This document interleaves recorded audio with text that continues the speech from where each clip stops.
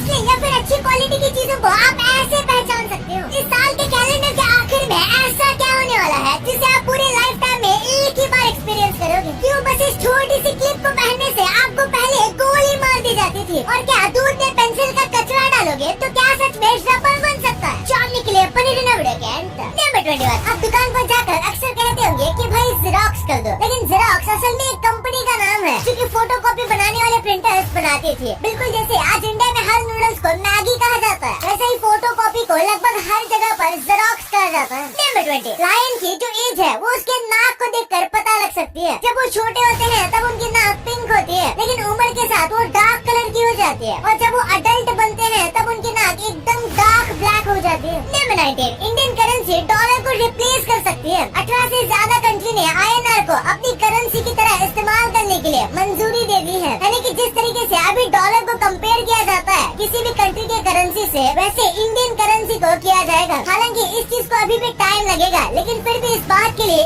1 like तो बनता है। नंबर 18, अगर आपके पास ब्लू जीन्स है तो May 20th को उसे बर्थडे विश करना, क्योंकि May 20th को ब्लू जीन्स का बर्थडे मनाया जाता है। इसका जन्म 20 में 1873 में हुआ था, और तब से हर साल May 20 को इसके बर्थडे की तरह कुछ जगह पर सेलिब्रेट भी किया जाता है। नंबर 17, एक मिथ के हिसाब से अगर आपके लेफ्ट हैंड में खुजली हो रही है तो आपके पास से पैसे जाने वाले हैं, और राइट हैंड में खुजली हो रही है तो आपके पास पैसे आने वाले हैं। अब इन बातों में कितना सच है आप मानते हो या नहीं, कमेंट में जरूर बताना। नंबर 16, आपने सुना होगा दारू पीकर जो कुछ भी हम बोलते हैं या जो सुनते हैं वो हम भूल जाते हैं, लेकिन इसमें दारू की वजह से हम नहीं भूलते, बल्कि ज्यादा दारू पीने से आप कह सकते हो कि हमारा दिमाग मेमोरी को सेव करना ही बंद कर देता है, और इसीलिए हमें वो चीजें बिल्कुल भी याद नहीं रहती। नंबर 15, एक साइकोलॉजिकल फैक्ट है कि अगर आप कभी भी सच बोलते हो यानी कि ऑनेस्ट बिहेव करते हो तो सामने वाले को लगेगा कि आप बहुत ज्यादा रूड हो या फिर आप उनसे अच्छे से बात नहीं कर रहे। नंबर 14, बिहार के एक आदमी ने 2 करोड़ के हेलमेट लोगों को गिफ्ट किए। एक रोड एक्सीडेंट में उसके सबसे अच्छे दोस्त की जान चली गई थी क्योंकि उसने हेलमेट नहीं पहना हुआ था, जिसके बाद उसने 49,000 लोगों को हेलमेट गिफ्ट किया, और इन सबकी मिला के कीमत 2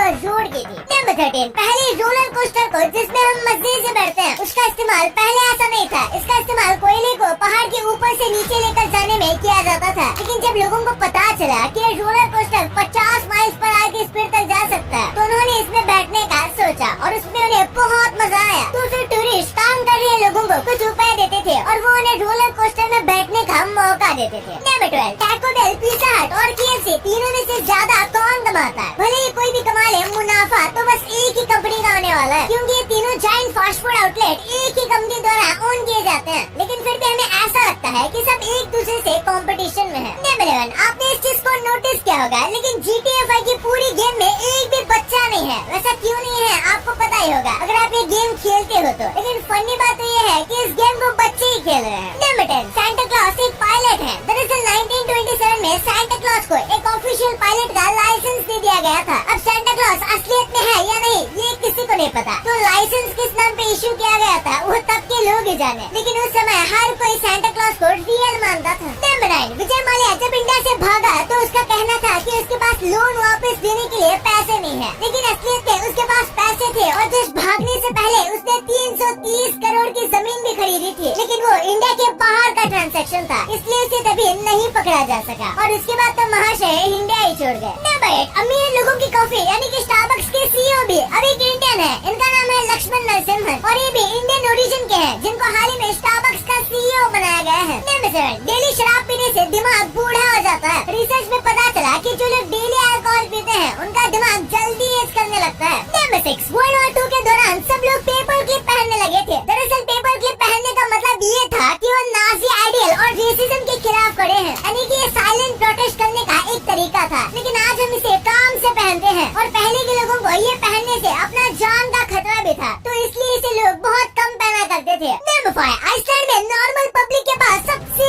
ज्यादा गन मौजूद है, यानी कि किसी भी कंट्री के कंपैरिजन में यहाँ पर नॉर्मली ज्यादा गन मौजूद है, और यहाँ पर क्राइम रेट एकदम ना के बराबर है। यहाँ पर ज्यादातर गन हंटिंग जानवरों से बचने के लिए इस्तेमाल होती है। नंबर 4, स्टील वुल नाम का एक सब्सटेंस होता है, वो बहुत ज्यादा फ्लेमेबल होता है और उसपे आसानी से आग लग सकती है। आप देख सकते हो बस बैटरी यानी कि सेल के 2 कॉर्नर टच करने पर छोटा सा स्पार्क हुआ और उस पूरी स्टील वुल पर आग लग गई। ये देखने में बहुत ज्यादा सैटिस्फाइंग है। नंबर 3, रोल्स रॉयस और न्यूक्लियर एनर्जी का कहीं पर भी लेना देना नहीं लगता, लेकिन रोल्स रॉयस के पास सिक्योर्ड फंड पड़े हैं न्यूक्लियर रिएक्टर बनाने के लिए, यानी कि जब मून पर बेस बनाएंगे और वहाँ पर जब न्यूक्लियर रिएक्टर बनाएंगे तो ये काम रोल्स रॉयस करने वाला है। एटलीस्ट वो उसके लिए पैसों को सिक्योर करके रखा हुआ है। नहीं बेटो, असली या फिर अच्छे क्वालिटी की चीजों को पहचानने का कमाल का ट्रिक है। जैसे कि आप पानी पूरी में अगर आप पानी भरने के बाद पानी की पूरी ट्रांसपेरेंट दिखती है तो इसका मतलब है कि वो पानी पूरी की क्वालिटी कम है, और अगर वो ट्रांसपेरेंट नहीं दिख रहा मतलब वो पूरी अच्छी क्वालिटी की बनी हुई है। इसी के साथ आप हनी की एक बूंद को अपने कपड़े पर डालते हो और अगर वो हनी दाग छोड़ देता है तो मतलब कि वो हनी पानी में मिला हुआ है, और अगर वो दाग नहीं छोड़ता तो वो अच्छा हनी होता है। और आखिर में अगर आप कोई लेदर की चीज खरीद रहे हो तो आपको उसे स्मेल करना चाहिए। अगर इसमें सिंथेटिक से या फिर ग्लू जैसी स्मेल आ रही है तो वो नकली लेदर हो सकता है। नंबर 1, अगर आप दूध में पेंसिल का कचरा डालोगे तो क्या वो रबर बन जाएगा? ये सुनकर यकीन नहीं आता क्योंकि सच में ये नहीं होता। लेकिन अमेरिका में इस मिथ को इतना ज्यादा फैलाया गया था कि आज भी वहाँ के कई बच्चे इसे सच मानते हैं और कई लोगों ने इसे ट्राई भी किया है। पर इस मिथ की शुरुआत कैसी हुई थी ये कोई नहीं जानता, लेकिन ये एकदम ही गलत है। और इसी के साथ जब मैगी जैसी इंस्टेंट नूडल्स वहाँ पर पहली बार आए थे तो उन्हें देखकर ये बिल्कुल किसी रबर बैंड की तरह लगी थी, क्योंकि एशियन कंट्रीज में नूडल्स तो काफी कॉमन थे, लेकिन अमेरिका और बाकी वेस्टर्न देशों के लिए ये बहुत सारा अलग ही चीज थी और उन्हें बिल्कुल किसी रबर बैंड की तरह लगता था। और आखिर में अगर बात करें च्युइंग गम की तो लोग कहते हैं उसमें एनिमल की स्किन का इस्तेमाल होता है, लेकिन ये बात तो सच नहीं है। लेकिन इसमें सच में रबर का इस्तेमाल किया जाता है। हाँ, सच में इसमें कुछ हद तक रबर होता है, इसलिए इसे निगलने से मना किया जाता है। वैसे आपके लिए कुछ बोनस फैक्ट, आपने हेवन और हेल के बारे में सुना होगा, लेकिन क्या आपने कभी सोचा है कि एक असली हेल भी मौजूद है? और आप बता सकते हो कि ये किसने ढूंढा? ये टोटली अनप्रेडिक्टेबल था, लेकिन इसे नासा ने ढूंढा है। ये एक प्लेनेट है जिसका नाम है K2-141b और ये प्लेनेट हमारे अर्थ से 200 लाइट ईयर्स दूर है। और यहाँ पे रॉक्स और फायर की बारिश होती है और यहाँ पे